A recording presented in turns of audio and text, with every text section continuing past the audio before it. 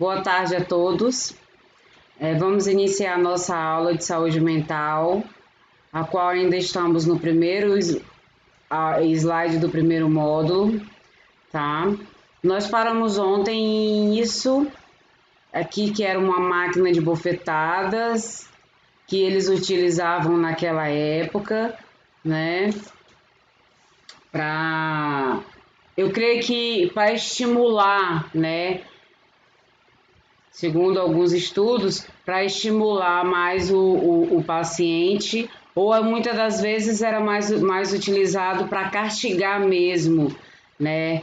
Eles, na ira da maldade de alguns, era para castigar, manter eles na linha, né? Então faziam medo com essa máquina, se você não seguir a linha, se você não seguir direitinho, se você não fizer o que o mandar, então você vai para aquela máquina. Você lembra da máquina? Você quer voltar para lá? É tipo como se fosse uma lavagem cerebral, né, gente?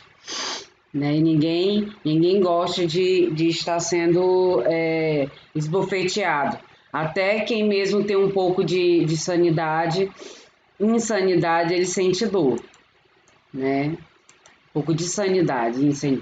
Aqui, gente, é um paciente que ele é um paciente esquizofrênico, né? Que permaneceu nessa posição dolorosa por horas a fio. Vocês lembram que eu falei sobre a patologia da esquizofrenia, em que existe uma que ela é catatônica? Então, imagina, esse paciente aí, ele era um esquizofrênico catatônico. Ele ficou, depois que ele passou pela máquina, alguma posição, alguma coisa que estimulou ele de alguma forma, se ele estava sentado ou não, que ele levantou, então automaticamente ele ficou nessa posição aí. Ele dobrou a perna, né? E aí ficou nessa posição por horas a fio. Imagina, né? Eu fico imaginando a dor que ele não estava sentindo, né? Que ele estava sentindo nessa hora. Paciente esquizofrênico, né? Permaneceu nessa mesma posição, que é uma posição dolorosa por horas a fios. Então, justamente por ele ser um esquizofrênico, possui uma patologia catatônica, a qual para ele aquilo ali é normal, ele é muito lento, né? Ele é desacelerado, né? Se vocês quiserem, podem pesquisar sobre a esquizofrenia. Se quem quiser, mais lá na frente nós vamos falar sobre as patologias, mas muitas eu sempre vou estar assimilando algumas imagens, algum tipo de patologia dos nossos pacientes aí que a gente está observando pelas imagens, tá? Vamos passar para o próximo. Aqui, gente, umas ferramentas que eram utilizadas para realizar uma lombotomia, ou seja, uma intervenção cirúrgica no cérebro, justamente no cérebro, usado no passado em casos graves de esquizofrenia, gente. Porque nós temos também os pacientes que possuem essa patologia, essa esquizofrenia, e que ele é muito agressivo, né? São pacientes agressivos, e já temos o inverso do paciente que não é um paciente agressivo de maneira alguma, tá? Então, eles começavam a utilizar essa cirurgia nesse paciente em um determinado momento em que eles achavam que, devido à paralisação dele, por ele ser muito calmo ou por ele ser muito agitado, eles queriam investigar. Então, as ferramentas de cirurgia dessa investigação, dessa intervenção cirúrgica, eram mais ou menos essas daí, que só em olhar me dá medo, né? Vocês conseguem visualizar aqui pelo meu mouse, ó. Essa daqui provavelmente me daria um medo muito grande.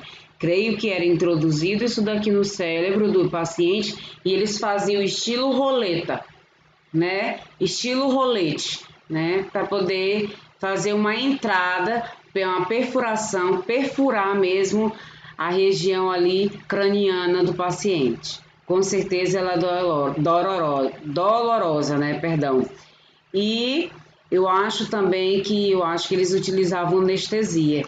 na literatura eu não cheguei a atenuar para essa visão de que eles utilizavam anestesia, mas eu creio que sim. Nessa parte aqui dessa cirurgia. Pessoas que sedadas e acorrentadas em uma ala para pacientes violentos. Essa imagem, observem bem, também até hoje a gente chega a visualizar essa imagem, porque chega um determinado ponto, são pacientes que já são crônicos dependentes daquela doença, que eles não têm mais um prognóstico de cura. Então, a maioria desses pacientes são aqueles que estão há muito tempo lá dentro do OSMAC, anos a fios, que chegou lá muito novo e nunca conseguiu sair de lá. Então, chega um nível de um pico de estresse que ele começa a ficar agressivo e aí sim é preciso conter esse paciente. Vocês observam nessa imagem que aqui tem estilo um cinto, não é? Estão vendo aqui? Tem um cinto, né? Aqui embaixo tem outra cinta passando por debaixo, né? A gente não utiliza esse modelo de contenção, né? Para mim é um modelo agressivo, isso aqui machuca o paciente, né? Mas eles acham que ainda não tinham essa noção ou essa visão, ou se tinham, não utilizaram, né? Justamente nessa imagem. Mas a gente possui outros tipos de contenção, a qual a gente não há necessidade de machucar, porque não é o objetivo do tratamento. O objetivo do tratamento é dar medicação, sedar esse paciente para que ele possa tranquilizar seu cérebro, seus neurônios, para que ele possa se restabelecer e voltar tranquilo, calmo, né? Enquanto isso, a gente amarra por quê? Porque ele ainda está agitado até chegar a fazer a ação da medicação, né? Na verdade, não falamos amarrar, falamos em conter, em contenção, né? Amarrar fica uma expressão chola e tosca e que não é bem recebida na nossa atuação de saúde. Então, a gente contém, faz uma contenção dos nossos pacientes, tá? Até aqui tudo bem? Gente, o Natanael, desde ontem, ele não deu uma palavra comigo, nem bom dia, nem não deu boa tarde, que é só boa tarde que a gente conversa, né? Ele não falou comigo, Natanael, tô muito chateada, magoada, ainda não ouvi a voz dele.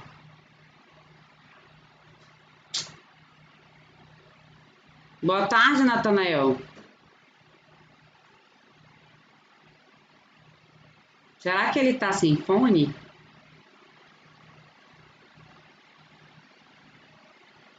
Tudo bem.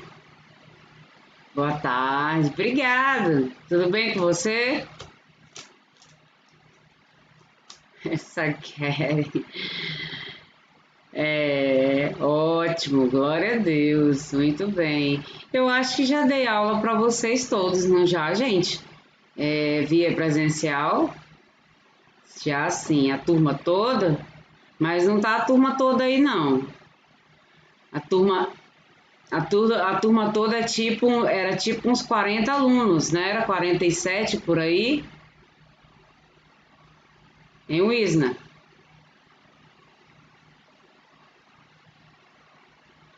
Isso. Faltam muito, eram muitos, isso, eram muitos mesmo. Então, nessa imagem aqui que vocês estão visualizando, né, um bebezinho aqui dentro dessa caixinha, dessa caixa de... Parece aquelas caixas de mercado, né, que a gente carrega mais verduras pesadas e tal. Então, gente, até mesmo as crianças sofriam em condições terríveis. Essa era a condição de uma criança que, para eles, tinha algum tipo de patologia, tinha algum tipo de ação agressiva, mas olhando para esse bebê, para mim ele deve ter no máximo de 2 anos, chegando aos 3 anos no máximo, né? Mas era assim que eles utilizavam as contenções e elas sofriam bastante. Tenho certeza que não é uma posição adequada para ninguém ficar, ainda mais uma criança, né? Creio que no cansaço desmaiava e ficava de qualquer jeito, né? Mas lembrando que estou mostrando para vocês a saúde mental antiga, bem no início, tá, gente? Para a gente conhecer de real o que realmente, como que era tratado os nossos pacientes naquela época. Oi, Karen.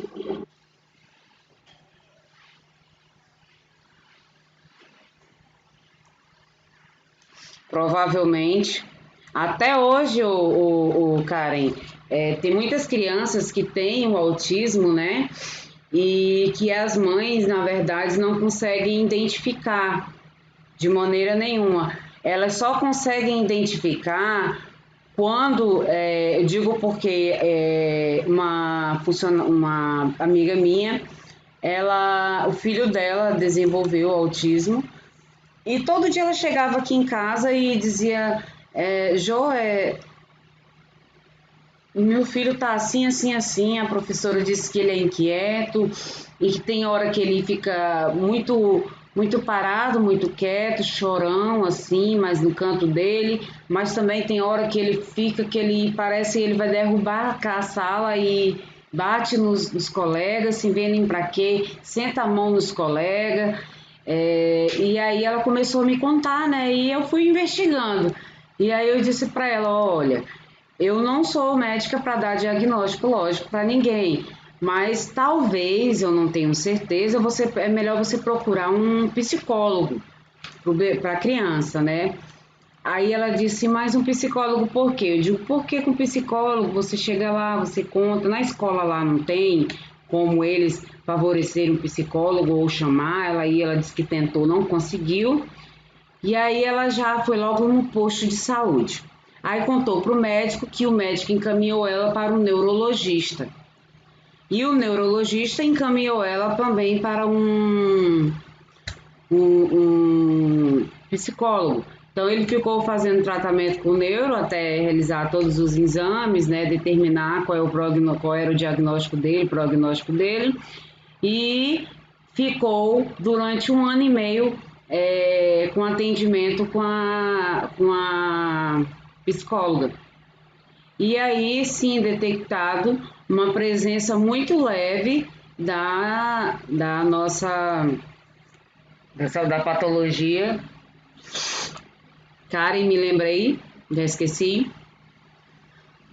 do autismo. Muito bem. E ele tem um pouco de autismo, iniciou um tratamento, né? Está fazendo tratamento, mas mães batem, acho que no momento, assim, por elas não entenderem, elas acham que a criança está fazendo aquilo ali porque quer, perdão, desculpa, mas não é, gente, não é. Não é de maneira nenhuma. Existe filmes com criança com autismo, né, que ele passa a se comunicar por desenho, por imagem, né?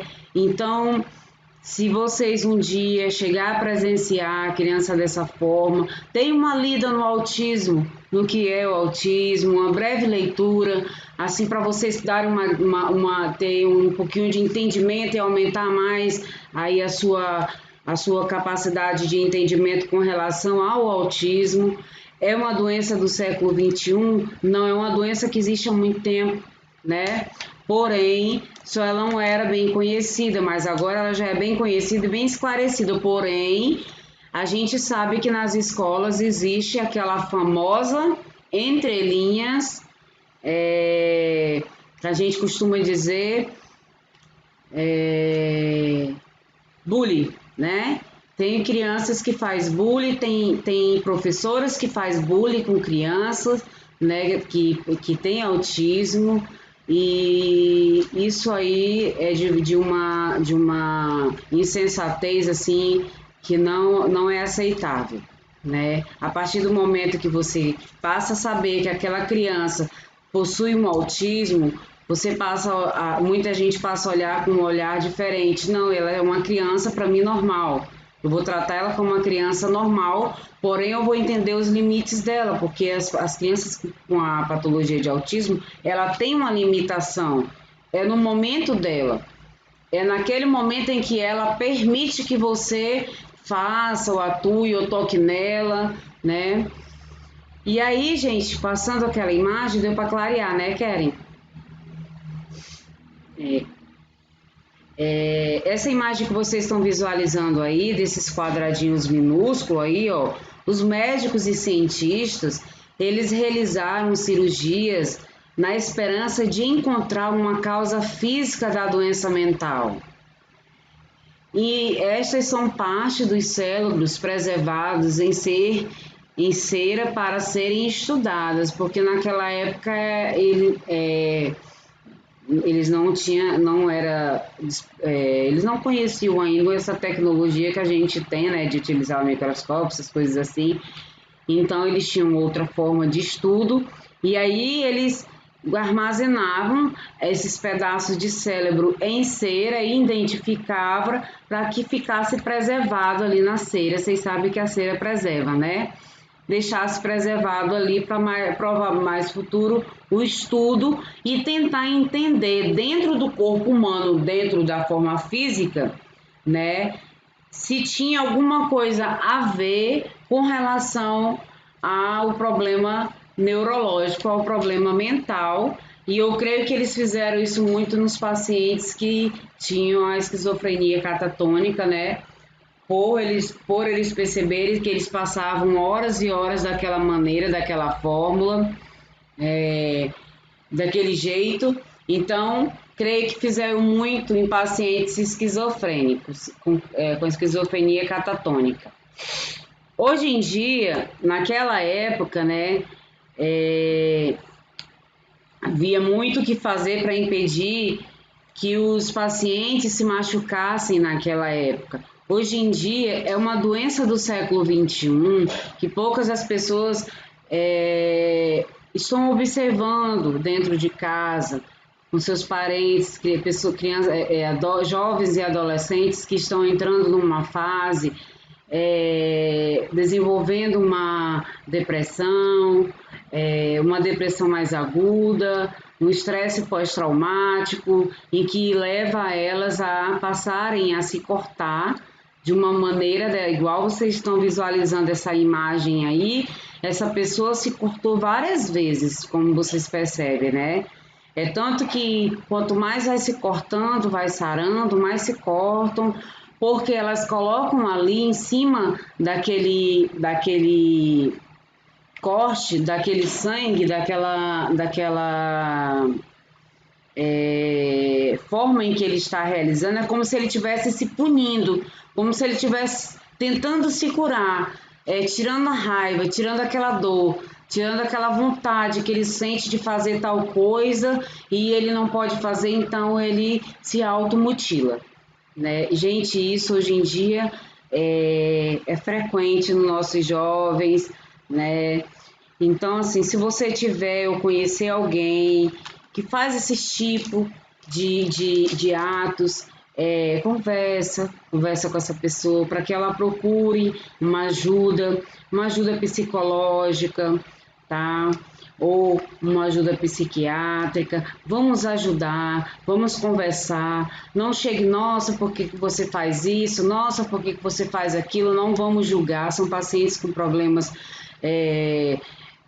um distúrbio mental, que tem cura, tá? Que tem cura, mas que naquele momento para ele, que ele está vivenciando essa situação, para ele é muito doloroso, é um sofrimento que ele já passou e que quando vem à tona na cabeça dele, ele não consegue segurar, então ele começa a se automutilar, tá?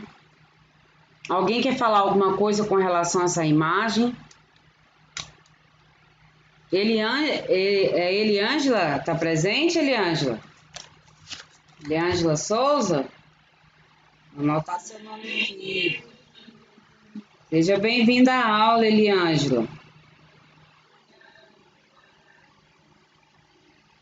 Tranquilo. Hoje em dia todos nós estamos à mercê da internet e ela está nos deixando muito, às vezes, fora de conexão, né? Então vamos para o próximo slide aqui, ninguém quis comentar. Essa imagem aqui, gente, Para mim é uma visão assim muito, muito, muito agressiva, mas é uma radiografia de um paciente que colocou dezenas de agulhas em seu corpo. Olha o tanto de agulha que ele penetrou no braço dele. Como é que é o nome dessa parte aqui do osso? Vocês conseguem identificar? Isso é um braço? Ou é a perna? Alguém consegue identificar anatomicamente?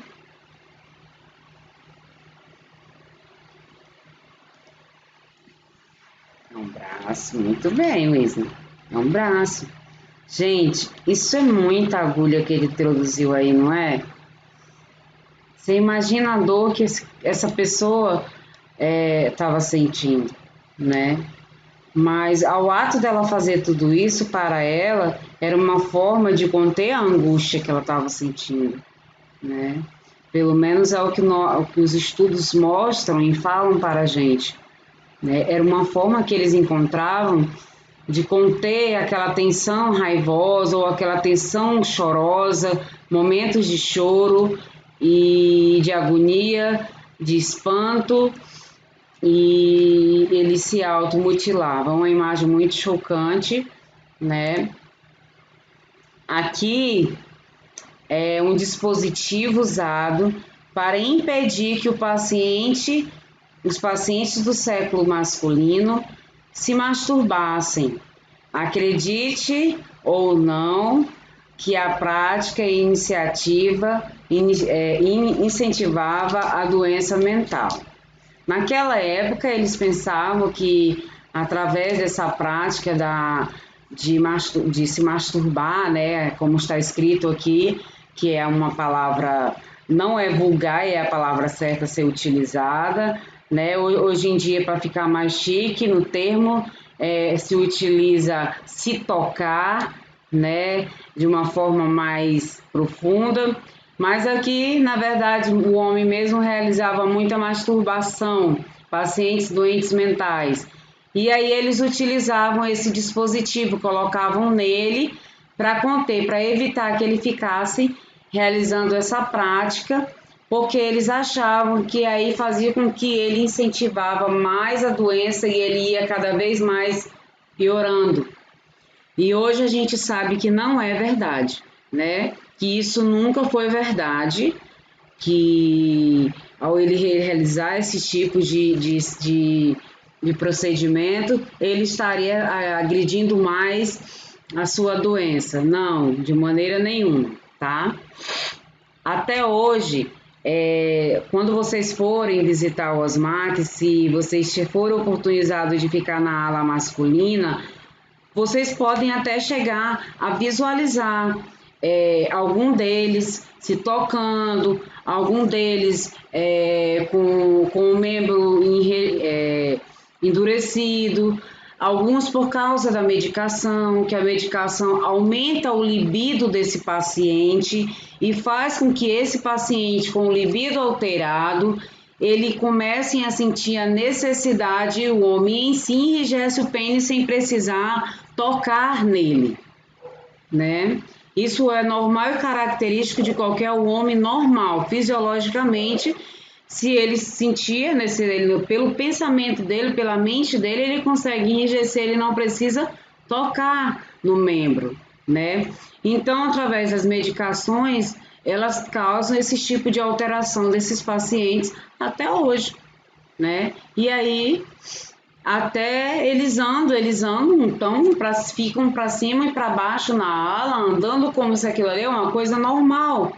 Ali para a gente ver é normal, a gente sabe que eles podem desenvolver, né? Que eles podem andar e atuar daquela maneira devido à sua patologia e devido à medicação que ele está tomando. E já tem outras medicações que, ao invés delas alterarem o libido desse paciente, ela reduz totalmente o libido, né? E não só os homens, mas as mulheres também, tá, gente? Então, quando vocês forem para o campo de estágio, cuidado, tá? Que muitas delas, elas se masturbam, elas se tocam, e aí elas vêm, passam em você e passam mesmo porque gostam mesmo, pra encrencar, e fica rindo de você, tá? É, eu costumo dizer que elas vêm, passam em você, saem correndo, parece menino, criança, mesmo como se estivesse fazendo uma maldade assim, para eles não é uma maldade, é uma brincadeira, mas que já vi muitos alunos correr, ter que lavar a mão, passar álcool, porque foi agredido dessa maneira. Mas ali é normal deles, a gente não pode de maneira nenhuma castigá-lo porque está fazendo aquilo, né? Ele está num tratamento. É aí meu pai mesmo, Sayane. É só não dar as costas para eles, tá? Não deem as costas, andem sempre em frente para eles, conversem, porque eles, na verdade, vocês vão observar que a maioria dos pacientes em tratamento aqui dentro da nossa unidade do OSMAC, que ela é referência, mas vocês vão ver que nós não temos só o OSMAC, tá, gente? Vamos falar sobre os CADs, que também atende esse tipo de pacientes, mas que são estabilizados e são tratados em casa, mas lá dentro, né, internamente, normal para eles. Então, quando vocês estiverem lá dentro, vocês têm que ter posição de autoridade, não é gritar com ele e não é fazer cara feia, é você demonstrar posição e dizer, ó, não faça isso, por favor.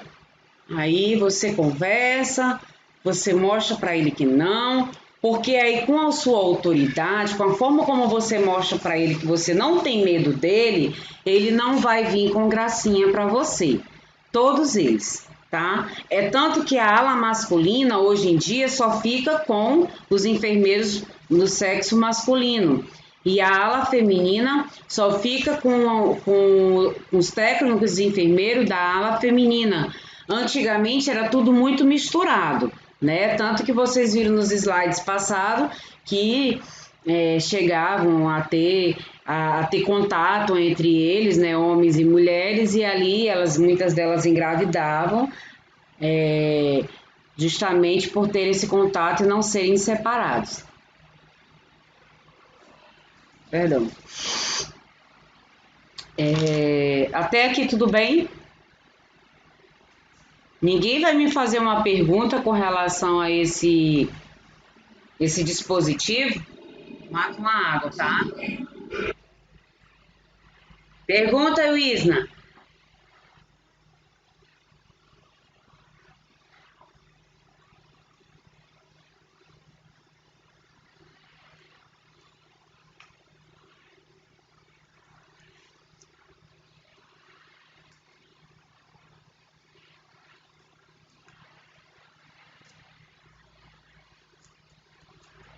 Então, é porque eles começaram a evidenciar isso daí mais nos homens. E no homem é muito mais visível do que na mulher. Por quê? Porque o homem ele precisa enrijecer o seu membro, né? E enrijecendo o seu membro, ele fica à mostra e você consegue visualizar que ele está. Oi? Anatomicamente falando, sempre, quando estivermos sempre falando com relação à região íntima, gente, vou sempre puxar para a parte da anatomia, tentar falar uma parte, uma fala mais fechada, para que não haja aquela abertura não que vocês vão brincar ou soltar uma brincadeira, alguma coisa, mas mais para referenciar mesmo uma forma de respeito, tá? Com relação à nossa fala. Mas, Luísna, foi feito para os homens justamente por causa disso, porque era uma coisa visível, tá? Então, na mulher, ela pode até realizar, mas ela não vai andar com nenhum membro dela enrijecido, no meio da fileira, no meio de todo mundo, porque não é visível, né? Não chega a ser visível. Mas só essa pergunta, Tabita, Eliângela, pergunta. Pergunta.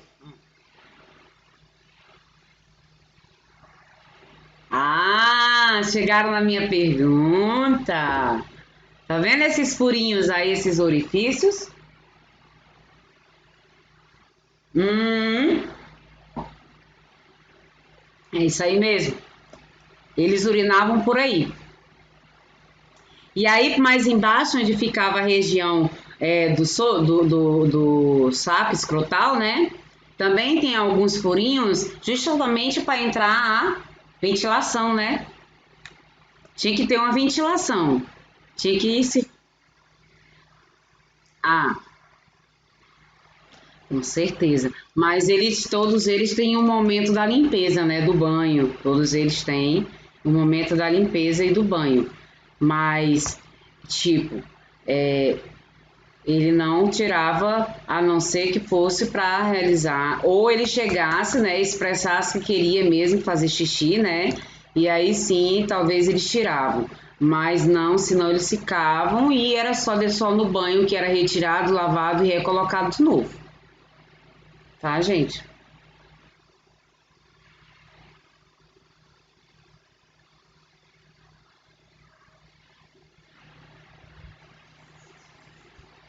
Bem, nessa época que ainda que estou, eu ainda não cheguei a evidenciar, ainda não tem nada falando sobre isso, não. Mas houve rumores que sim, quando eles todos estavam juntos, né? Quando todos eles estavam em aglomeração entre homem e mulher, ou até mesmo quando os profissionais da saúde, eu não posso provar, só estou apenas fazendo um relato ao qual a gente já ouviu falar por Eliângela, tá me perguntando, é porque ela já ouviu falar, né, Eliângela?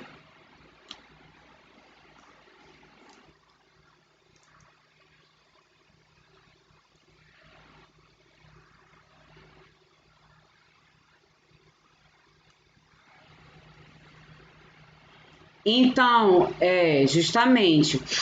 E aí, por ela ser um problema mental, eles achavam justamente. Aí eu também cheguei a ouvir esse tipo de conversa. Isso não foi muito longe, não, tá? Século XIX, não. Isso foi bem até chegar a reforma sanitária, até a chegar a ver essa separação, tá? Que foi quando teve a separação de nossos pacientes de sexo masculino e femininos não terem mais aquela convivência, porque quando elas chegavam a engravidar, muitas das vezes a culpa ia para os pacientes, né? Mas muitas das vezes eram os próprios profissionais de saúde que se utilizavam e faziam tamanha insensatez, né? Que a gente não tem nenhum nome para. Eu, no momento, não vejo nenhum nome que eu possa estar descrevendo. E alguém me perguntou, deixa eu ler aqui, que mandou escrito, né? Deixa eu só descer aqui para me ler. Fez uma última pergunta.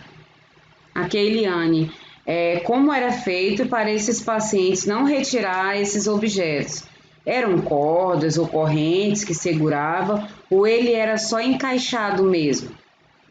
Então, eles tinham sim um dispositivo a qual eles utilizavam para fixar esse aparelho. Você está vendo essa partezinha de baixo aqui, onde eu estou com o mouse em cima? Por aqui era puxado, né, como que uma correntinha mesmo, não era muito grossa, nem também muito fina, mas firme para aguentar, e era como se fosse uma calcinha, né, uma calcinha da feminina, mas que abarcava, fechava ele por toda a cintura do reto, subia para poder encaixar nas laterais aqui, tá? Você conseguiu entender? Que eu quis dizer. Olha, imagina que nesse lado tem uma cordinha, nesse outro lado também tem, e nessa parte aqui, que ela é uma curvatura, você percebe que está como se fosse um gancho, É uma curvatura, né? Nessa curvatura era encaixado nela e fechado por trás, para que ele não tivesse acesso, ele não conseguir retirar. E aí passava-se um cadeadozinho. Entendeu, né, Keliane? Por nada. Pode perguntar à vontade. Então passava-se aquele cadeadozinho que só quem tinha a chave eram os funcionários.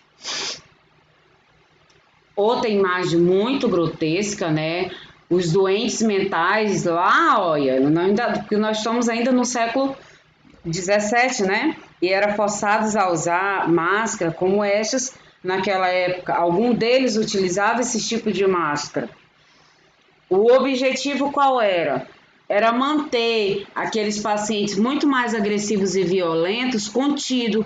Então ele não queria utilizar a máscara. Então a máscara era meio que uma maneira que eles tinham de inibir e exigir que eles aceitassem o processo de tratamento, né? Se não aceitassem, eles iam ficar por um longo tempo com aquela máscara, né? Então, gente, olha, aqui tinha só uns 3 orifíciozinhos para ele enxergar e alguns buraquinhos só para ele respirar, né? Aqui pela boca. E eu acho que aqui embaixo, porque pela visão, o panorama, não dá para a gente visualizar se tem realmente alguns furinhos aí para ele respirar. Mas nessa parte aqui da boca tem sim. Então, assim, eu não conseguiria dizer para você que um paciente com um transtorno mental, né, ele venha a ficar tratado, a se tratar, a se recuperar de um problema neurológico utilizando uma máscara dessa naquela época do século 17, né? Então, eles meio que utilizavam essa máscara para fazer com que eles aceitassem aquele tratamento que era realizado, aquelas cirurgias a qual mostrei atrás para vocês, os instrumentais, né? Que eram as cirurgias cirúrgicas. Oi, nós temos a presença do... Oi, Gil, tudo bom? Tá só dando uma passada? Tranquilo, beleza. Então tá. Então, gente, aqui, ó, durante a sessão de hidroterapia, esses pacientes eles ficavam submersos durante a noite toda. Você imagina você ficar submerso dentro d'água durante a noite toda, né? Numa temperatura a qual eles iam escolher. Se ele ia ficar submerso numa temperatura que mantesse o corpo dele aquecido ou uma temperatura em que mantesse ele não aquecido, e sim esfriasse o corpo dele para eles tentar fazer um tratamento e entender se durante o tratamento quente ou frio, qual era a melhor e qual era a pior que esse paciente tinha. Então, eles diziam que era o tratamento de hidroterapia, né, realizado. Você está observando que tem uma enfermeira aqui, um profissional de saúde que está alimentando, né, esse paciente, mas ele nessa parte aqui onde está a bandeja, ele está submerso dentro d'água, né? E é conhecido que a água ela ajuda. Quando ela está quente, ela tem uma ação. Alguém lembra nas suas aulas qual é a ação da água do banho morno o banho gelado? Alguém consegue descrever alguma coisa aí para mim? Citar um benefício?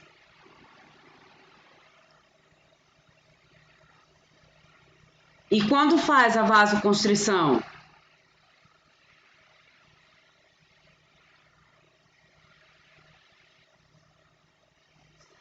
Então, vou fazer o gesto para vocês prestarem atenção. Olha, eu tô com muito frio, muito, muito. Isso demonstra o quê? Que eu estou contraindo, eu estou realizando uma vasoconstrição. Isso. Quando nós estamos para parir, quando a mulher vai parir, nós colocamos ela no chuveiro para ela tomar aquele banho morno e a gente sempre pede para que ela fique com a região lombar um pouco abaixo do chuveiro para fazer com que haja uma vasodilatação, para facilitar o parto dessa paciente. Então, era com esse objetivo que eles utilizavam essa hidroterapia. Tem a ver com a nossa vasoconstrição e a nossa vasodilatação, né? Eu acho que eu não sei não, hein, gente? Teria medo, hein? ficar preso assim, a pessoa vir me colocar comida na boca. Hoje tem as hidromassagens, né? Que faz aquela massagenzinha boa, né? E tal. E aí, mas aqui contido, não era fácil. Tenho certeza que não, mas o médico chegavam a ter sim, chegar ao objetivo deles, né?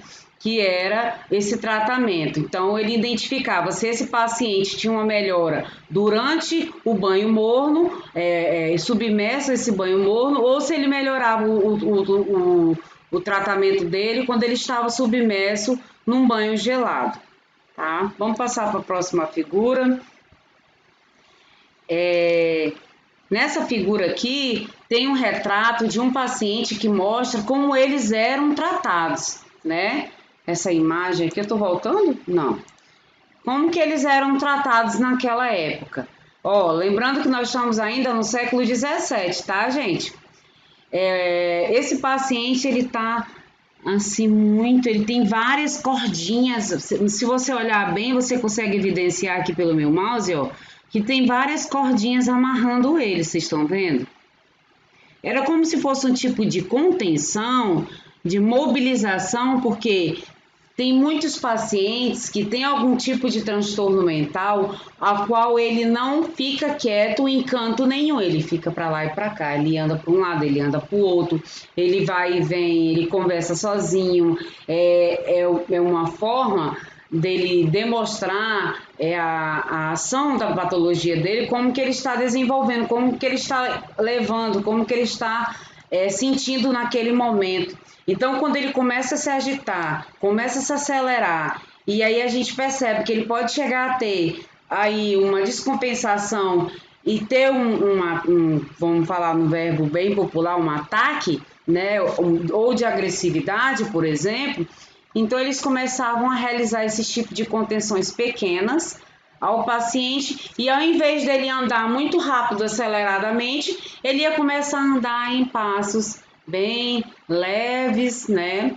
Bem devagar, para que ele não se cansasse, não acelerasse a frequência cardíaca dele, não aumentasse a temperatura corporal dele, né?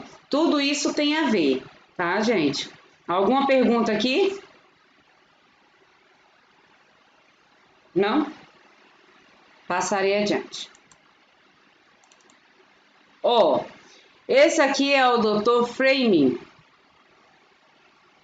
Ele que foi o inventor, né? Que foi o inventor da labotomia, que era realizada as cirurgias. Em que região? Olha só aqui como é que eles realizavam as cirurgias. Conseguem observar? Aqui, ó, é o cabelo do paciente, aquele a qual não foi retirado.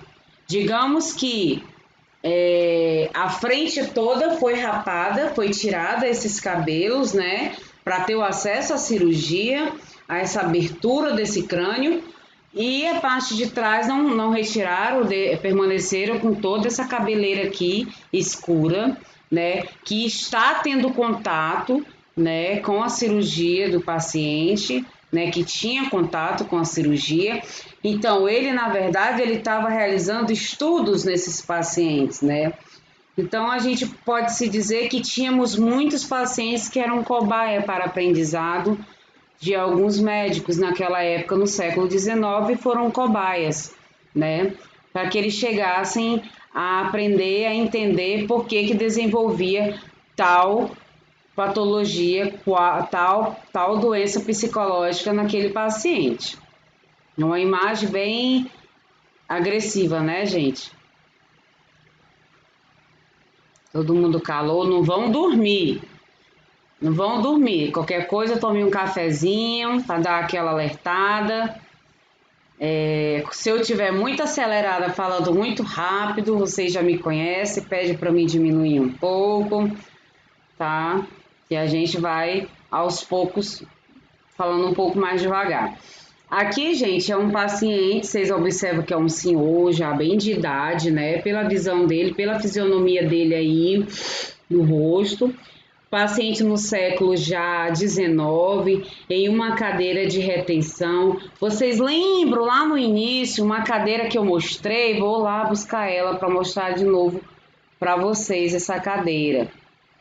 Eles inventaram uma cadeira de retenção para restringir esses pacientes. Tá aqui ela, né? Uma cadeira projetada para acalmar o paciente, né? Ela parecia uma cadeira elétrica, mas não era. Era só para restringir o paciente. Olha só como é que ficava o nosso paciente, né? Naquela época. Era dessa maneira. Eles retiravam aquele invólucro lá que estava cobrindo essa parte aqui, ó. E você percebe que aqui atrás, aqui, ó, na região cervical dele, por trás, ela está sendo puxada, retratada para trás, né? Tendo uma retenção para trás. E em cima ela está encaixada para que ele ficasse alinhado.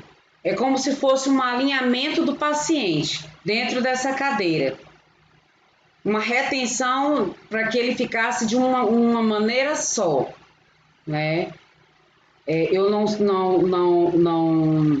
posso dizer para vocês que esse paciente, após sair daí, ele sairia calmo ou não, porque nos relatos não houve esse comentário, que foi uma pergunta minha que eu fiz a mim mesma.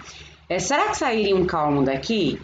Por exemplo, lógico que eu tenho uma minha sanidade mental atualizada, muito bem, tranquila, graças a Deus, né? Se me trocarem numa cadeira dessa, eu vou sair daí disparatinada e que tiver na minha frente eu vou querer, né, saber por que me prendeu, né? Mas esses daqui, será que eles eram sentados consciente ou inconscientemente? O que vocês acham? Era consentido ou não consentido? Vamos lá.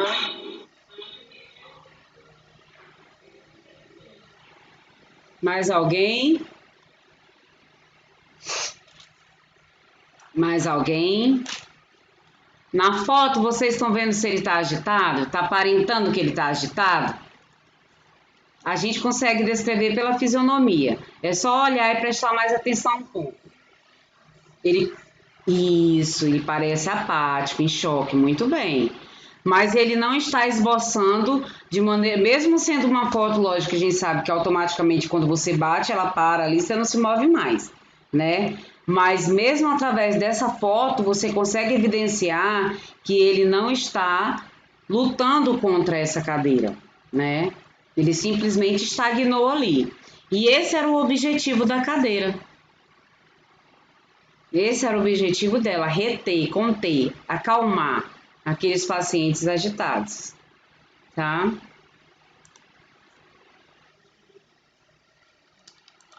Sim, tá fechado, né, Tabita? Tabita, falei certo, não foi no início? Tabita, tá bem fechado os punhos dele, ele retraiu e ficou ali, estagnado, né? Uhum. Olha, gente, olhem bem para essa imagem, né?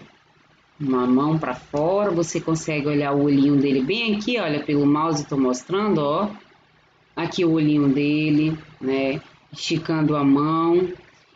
E aqui tinha escrito NO.5, talvez era a referência aqui do paciente, né? Porque na maioria das vezes, naquela época, os pacientes já tinham a sua numeração mesmo em cada cela, em cada local em que ele ficava permanecendo ali por algum tempo, estilo isolamento, por exemplo, né? E aí eu só pude descrever a imagem como simplesmente horripilante, né? Como você descreveria essa imagem? Vamos lá, alguém consegue descrever para mim, olhar para essa imagem e imaginar o que você consegue imaginar através dessa imagem?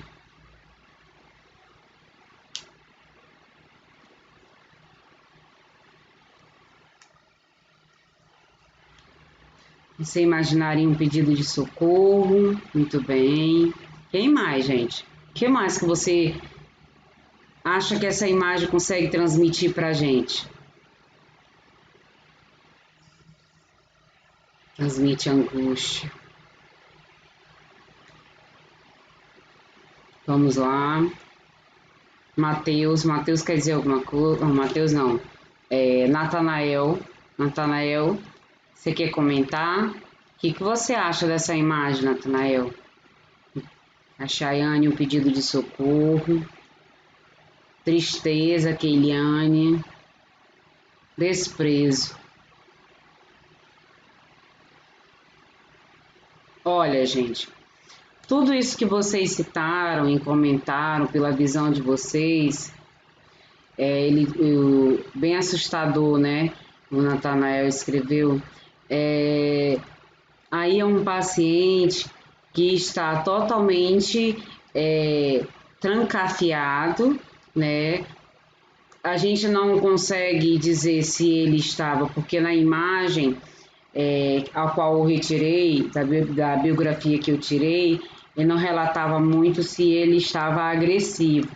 Mas na biografia dizia que era um paciente que era tratado desta maneira. Ele foi e era tratado neste local.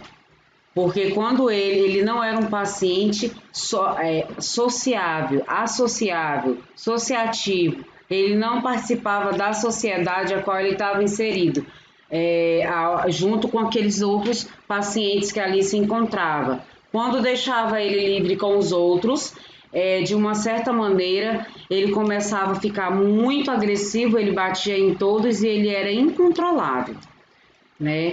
Então ele levou um bom tempo nessa cela, né?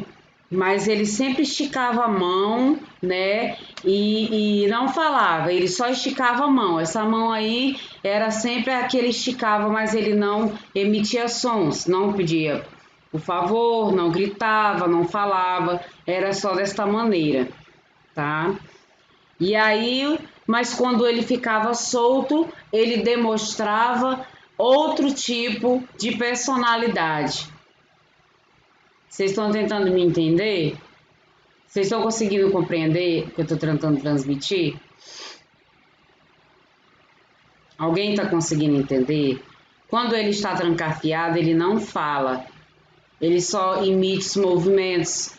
Mas quando ele estava solto, ele demonstrava ser outro tipo de pessoa. Ele tinha outra personalidade. Ele era agressivo, né? Ele machucava os colegas. Tem uma definição, tem uma patologia para isso. Mas vamos chegar nas patologias, nós vamos ficar assim bem curiosos nas imagens, né? Para quando a gente cair dentro, aí vocês vão lembrar da imagem, a gente vai falar e vocês vão lembrar da imagem. Aí é que ajuda e facilita, é a parte facilitadora do aprendizado, tá? E aqui é um asilo vazio na Itália e agora é apenas uma estranha lembrança, né, de uma pessoa que viveu aqui, passou um bom tempo e que ela tinha muita necessidade de ficar ao lado das pessoas, tanto que ela passou a desenhar como se fossem pessoas que estivessem ali junto com ela. Isso denota para a gente que ela falava sozinha, né? Percebe-se que aqui tem um desenho de um prédio, né? Ela desenhou um prédio, essa pessoa, esse que ficou internado, era uma sociedade aqui que ele desenhou.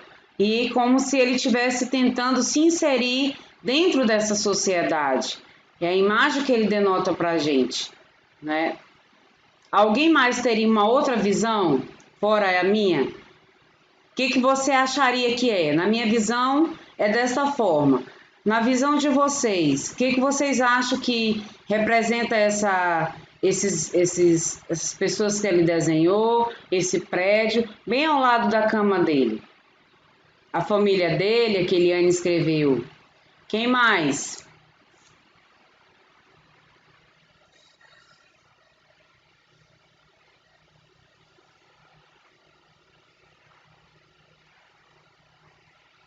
Então, também é uma hipótese, a forma como eu estou sendo vista. Mais alguém?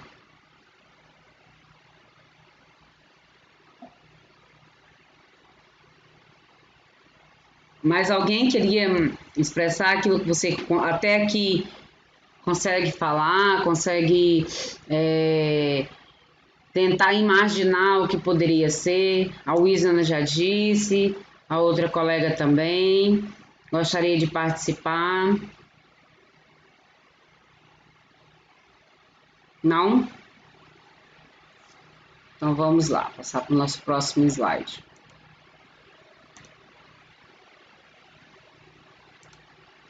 As minhas letras aqui ficaram bem pequenininhas. Não que eu precise de óculos, né? Mas realmente ficou muito pequena. Então, no início das instituições hospitalares do Brasil, a loucura no Brasil só começa a ser objeto de intervenção. O que quer dizer intervenção? Alguém sabe o que quer dizer intervenção? Não? Intervenção é tudo aquilo que eu passo a intervir, passo a movimentar, passo a trabalhar, passo a mover. Por exemplo, eu fiz uma intervenção, eu fiz uma literatura, montei a apostila de vocês e eu comecei a fazer uma investigação, uma intervenção, comecei a ler, procurar, pesquisar e montar uma aula para vocês. Eu fiz uma intervenção da literatura. Desde a época dos primórdios do conhecimento da psiquiatria até nós chegarmos na era em que estamos.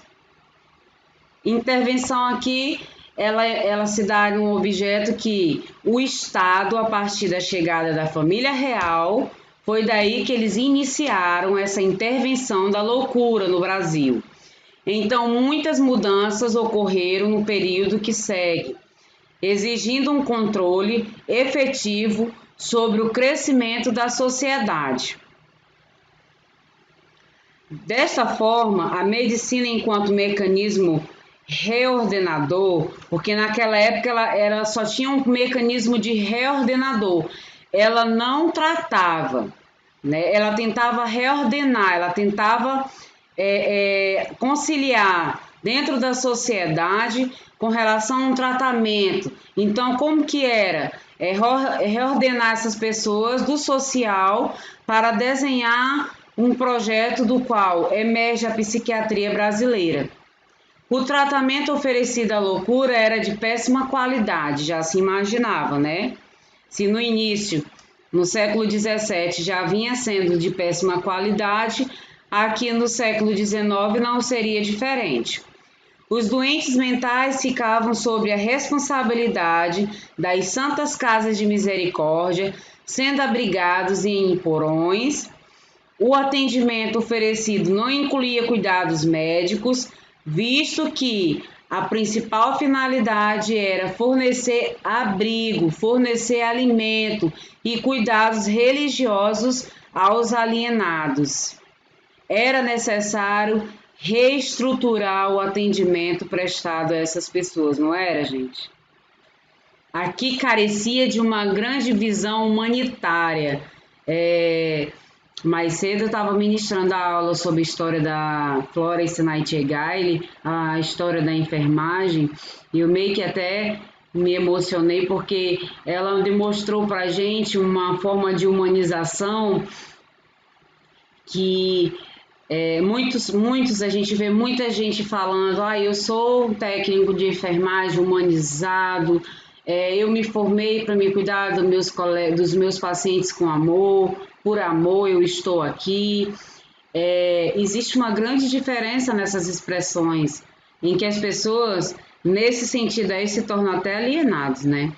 Porque, gente, olha, vocês estão se formando para técnicos de enfermagem, certo?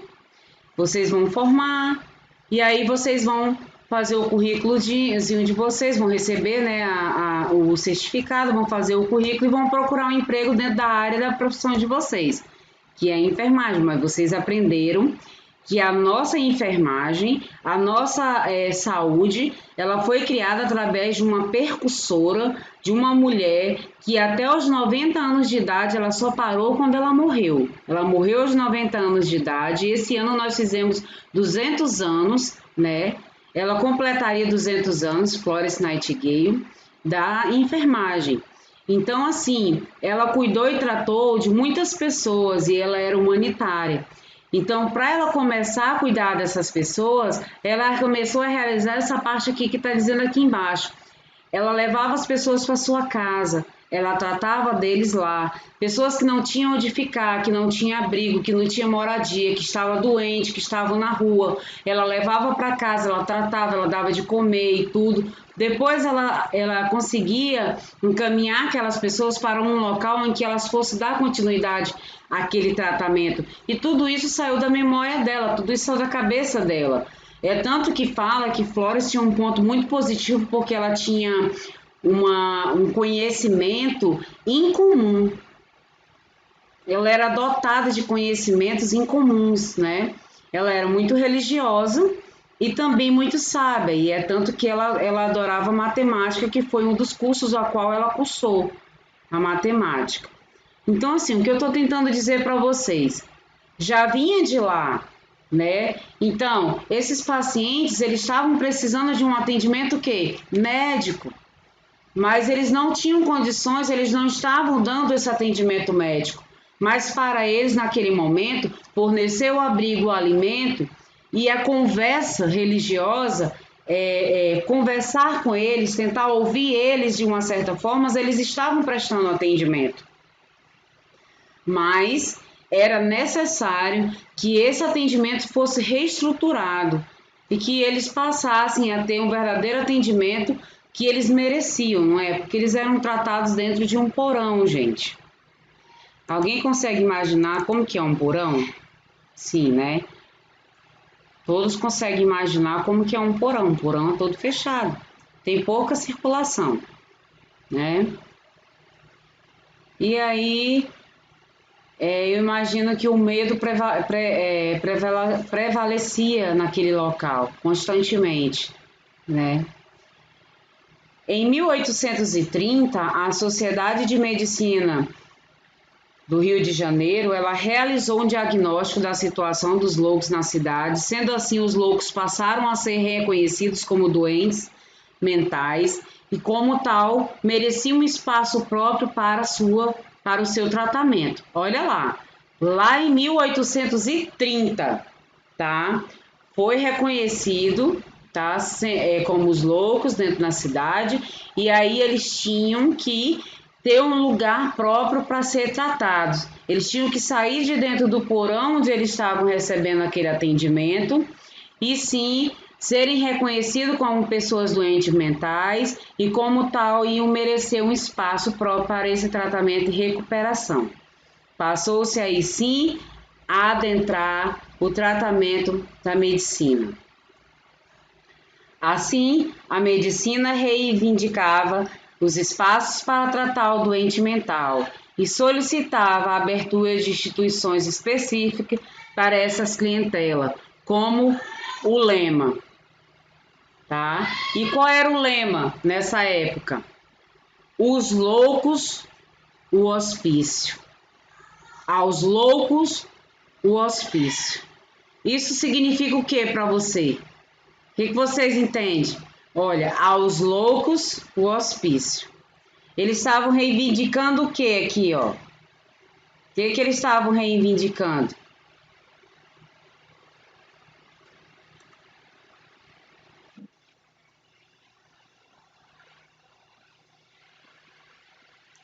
Muito bem. Que era um local para tratamento.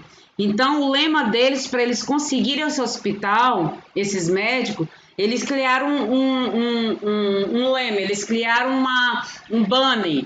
E esse banner dele, essa fala deles para conseguirem esse hospital era: aos loucos, os hospícios. Então, eles tinham que indagar alguma coisa para chamar a atenção das autoridades para que eles conseguissem um local para tratar esses doentes mentais, que eram conhecidos como loucos, né? E que os loucos deveriam estar dentro de um hospício, que esse hospício deveria ser construído, né? E aí isso ocorreu na intenção do que os loucos, de fato, tivessem direito ao tratamento médico e cuidados de saúde, né? Então foi bem legal a iniciativa dos médicos, né? Não era que eles estavam ofendendo eles de uma certa maneira e chamaram louco. Eles eram conhecidos naquela época como loucos mesmo, né? Não doentes mentais, eram loucos, era essa a palavra. Então nós queremos dar aos loucos um hospício para eles, um local de tratamento para eles. Essa era a forma que os médicos estavam reivindicando, tá?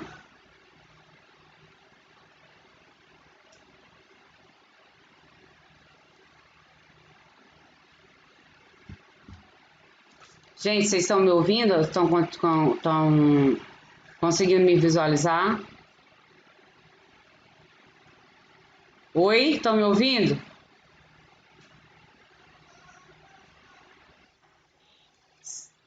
Sim, é porque caiu a minha. O telefone tocou, caiu a minha, a minha chamada com vocês aqui pelo telefone. Mas eu vou reentrar de novo, tá? Só um pouquinho. Então, mas eu posso continuar que tá aberto aí, né? Não vou precisar aceitar mais ninguém. Então, gente, aí paramos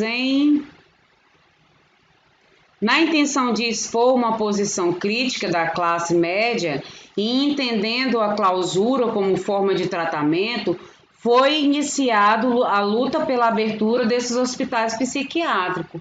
Aqui ele fala assim, ó, entendendo a clausura como forma de tratamento. O que que significa clausura para vocês? O que que denota para a gente clausura?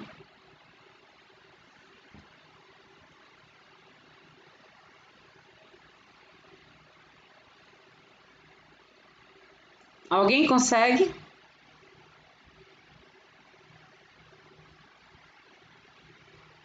É aquilo que se encontra clausurado, aquilo que se encontra preso, fechado. Lembra da imagem daquela pessoa só com a mão lá dentro daquela sala? Então, através desse enclausuramento, vamos colocar eles dentro de um hospital fechado para a gente começar a iniciar um tratamento psiquiátrico neles. Aí, o isolamento de Pinel.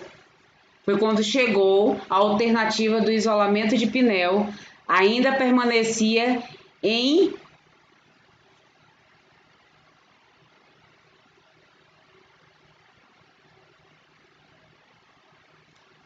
Alguém consegue ler essa frase? Ainda permanecia em.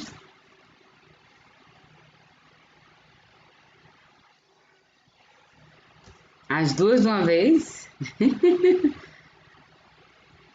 E olha, eu vou ler de novo. O isolamento de Pinel ainda permanecia em vaga.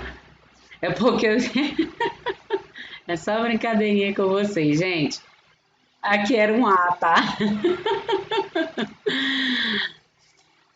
Ah, o quê? Vocês estão no Google, é? Gente, como vocês são maliciosos. A professora tá falando, vocês estão lá pesquisando, né? Legal, mas isso é bom porque facilita o aprendizado também. Pode ficarem à vontade, tá?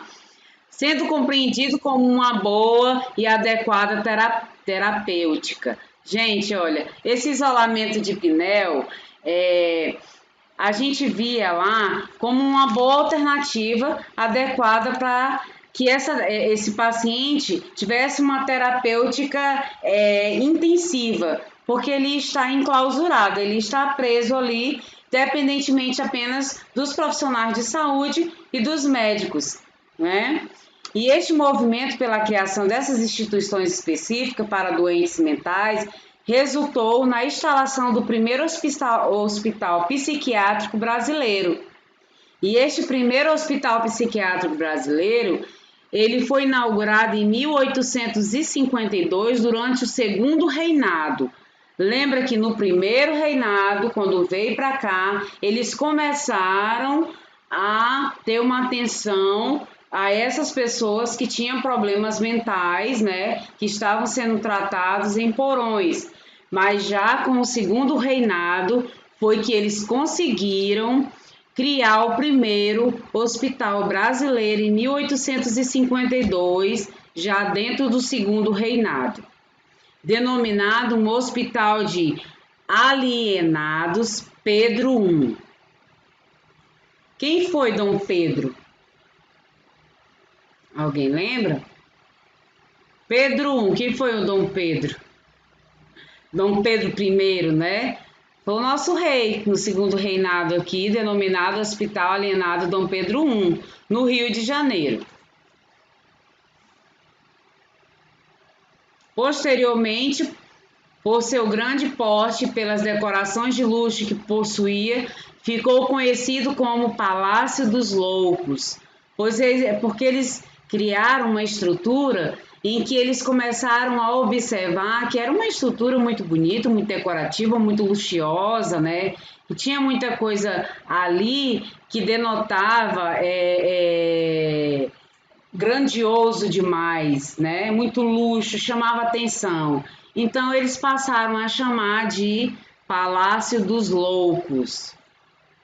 Quantas frases de lá para cá a gente conseguiu captar para poder conseguir esse hospital? Alguém consegue lembrar? Aos loucos, o hospício, né? Aí depois, no movimento, lá na Segunda Guerra, criaram o hospital e deram esse nome ao hospital, Hospital dos Alienados Pedro I. E aí, depois daí, já deram um terceiro nome para ele, que seria o Palácio dos Loucos. E no período de 1852, que foi quando foi criado e inaugurado esse hospital, a 1886, muitas instituições psiquiátricas foram criadas em todo o território nacional, devido à necessidade de atender esta demanda, que ela era muito grande. Vale aqui apresentar ainda aqui alguns nomes importantes desse período, tá? Vamos lá ver que nomes são esses. Alguém consegue citar para mim o nome de alguma pessoa assim, um nome reconhecido, que chegou a ficar necessitando de um atendimento psiquiátrico? Quem estudou História do Brasil?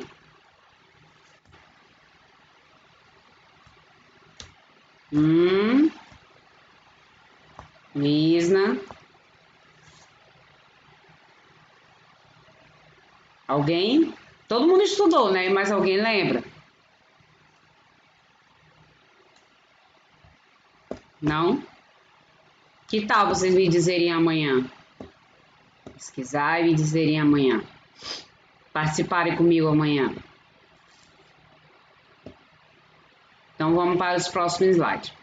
Os hospitais psiquiátricos hoje, como já vimos no decorrer do texto, algumas mudanças têm sido realizadas nesses hospitais psiquiátricos. E em alguns locais, no momento da internação, o paciente não é mais obrigado a deixar todos os seus pertences pessoais com familiares.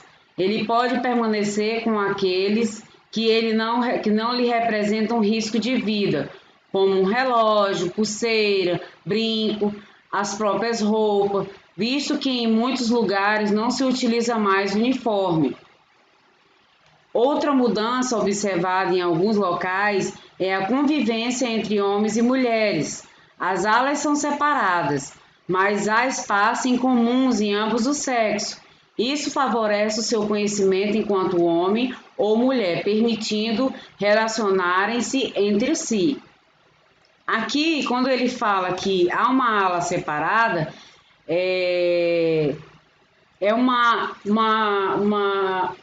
vamos imaginar assim, um salão né? Onde você solta todos eles juntos, eles podem conversar, eles podem brincar. A gente faz muita brincadeira com esses pacientes, principalmente época da festa junina, leva som para eles dançar, para eles conversar, e eles conversam entre si, mas sempre com a supervisão de toda a equipe, tanto da ala feminina como da masculina, ali perto deles, para evitar que tenha um contato maior ou que um possa agredir o outro, tá? Mas existe sim essa interação hoje, né, que favorece aí um reconhecimento entre eles, entre homens e mulheres, que eles possam conversar, né? Isso é permitido sim, tá? Gente, até aqui tudo bem? Que hora já é?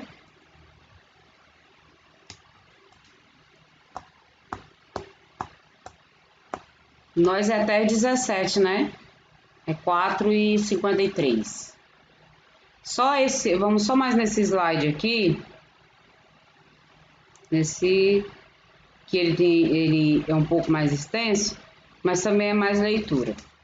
Eu poderia até, se desse para a gente terminar, né?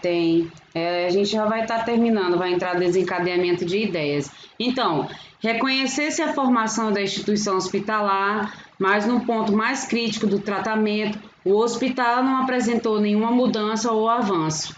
Continua segregando e excluindo e estigmatizando os doentes mentais. As mudanças que têm ocorrido somente são observadas no interior da instituição, a sociedade não percebe essas mudanças e então a imagem do paciente psiquiátrico como louco perigoso e incapaz ainda de muito presente persiste a antiga ideia do isolamento, né?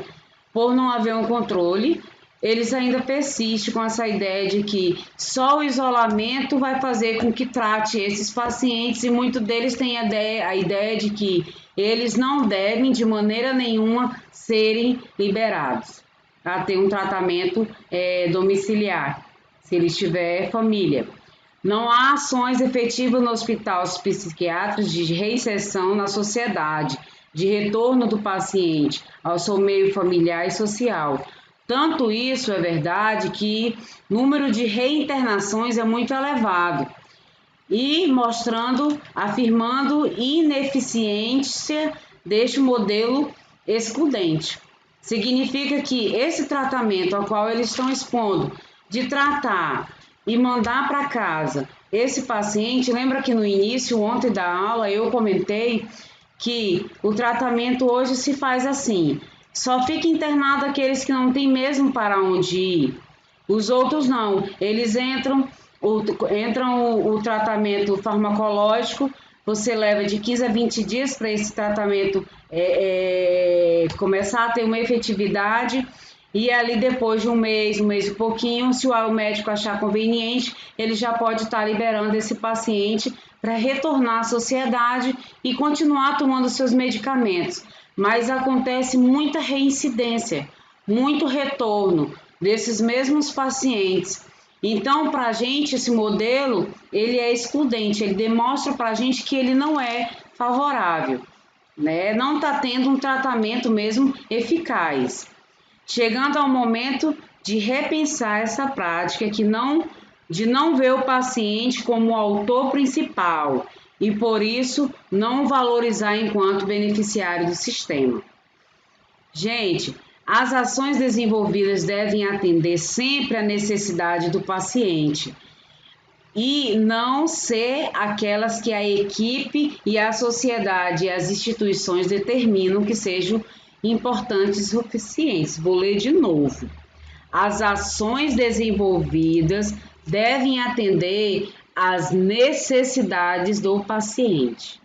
Todas as ações a qual o paciente que está dentro daquela unidade necessita receber, ele sim deve receber esse atendimento, tá? Levando-se em conta que, dependendo muito do nosso governo, do nosso estado, da forma como entra a saúde pública, da forma como, porque o SUS, gente, nada mais é do que um sistema de excelência. é o melhor sistema de saúde que foi criado no mundo, é o SUS. É o Sistema Único de Saúde. É o sistema que salva muitas vidas e que muitas pessoas, ao invés de aclamar esse SUS, eles fazem diminuir, dizendo que não é uma instituição, um programa que ajuda muita gente. Então vamos lá. Todo e qualquer paciente que há necessidade de realizar um transplante, seja ele qual for o tipo de transplante de órgão, ele só pode realizar esse transplante se for pelo SUS. Ele pode ser rico, milionário, trilionário, a não ser que ele vá para outro país em que lá possa sim ser realizado em clínicas particulares o transplante. Se não, se for aqui no Brasil, ele só vai fazer através do SUS e ele vai entrar naquela longa lista de espera para transplante, tá, gente? Então, o SUS, ele salva muitas vidas. E essa é uma forma a qual o SUS merece ser bem aclamado e aplaudido. Essa é a minha opinião.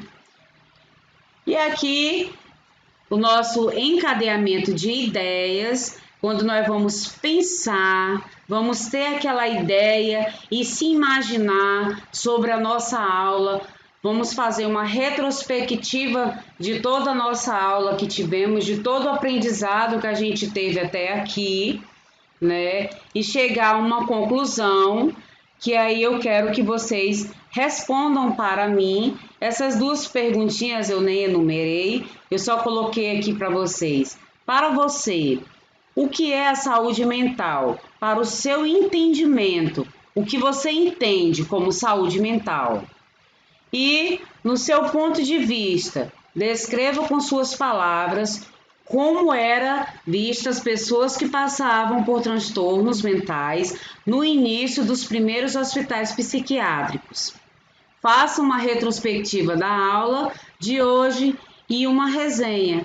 E aí vocês façam a resenha escrita e mandem para o meu e-mail que está aí embaixo, tá? O meu e-mail aqui eu coloquei a data, mas essa data aqui não foi o nosso primeiro dia de aula, era para ter terminado essa aula no primeiro dia, mas tinha muito assunto para a gente relatar, mas desconsidere essa data aqui. Vocês podem estar me enviando até amanhã às 10 horas da manhã, tá? Dei uma lida, uma retrospectiva visionária do que vocês aprenderam aqui e mandem para mim. E eu deixo aqui para vocês uma frase do nosso famoso Freud, que ele diz assim, ó: como fica forte uma pessoa quando está segura de ser amada? O instinto de amar é um objeto que demanda destreza em obtê-lo. E se uma pessoa pensa que não consegue controlar o objeto e se sente ameaçado por ele, ele age contra ele. Eu espero que vocês consigam entender o que essa frase quis dizer, porque ela retrata tudo aquilo que a gente aprendeu nessas duas aulas que nós já tivemos, tá? Aqui a bibliografia, a referência bibliográfica, da qual foi tirado todo o material de todas as aulas que a gente vem tendo. E no mais, tenha uma excelente tarde, início de noite. Eu quero só lembrar a vocês, gente, que nós temos o nosso trabalho, são 3 pontos de trabalho, certo? E são 7 pontos de prova. Todo mundo está ciente disso, né? Oi? Todo mundo ciente? Sim, todo o trabalhinho que mandarem para mim, que a gente está aqui desenvolvendo, vai ser contado para adentrar esses 3 pontos, tá? Contabilizar os nossos 3 pontos. Tudo bem? Por isso peço que seja manuscrito, porque é aquilo que você vai escrever com aquilo que você entendeu da aula. Pode ser? Pode mandar por e-mail ou pode mandar pelo meu WhatsApp mesmo lá no grupo, tá bom?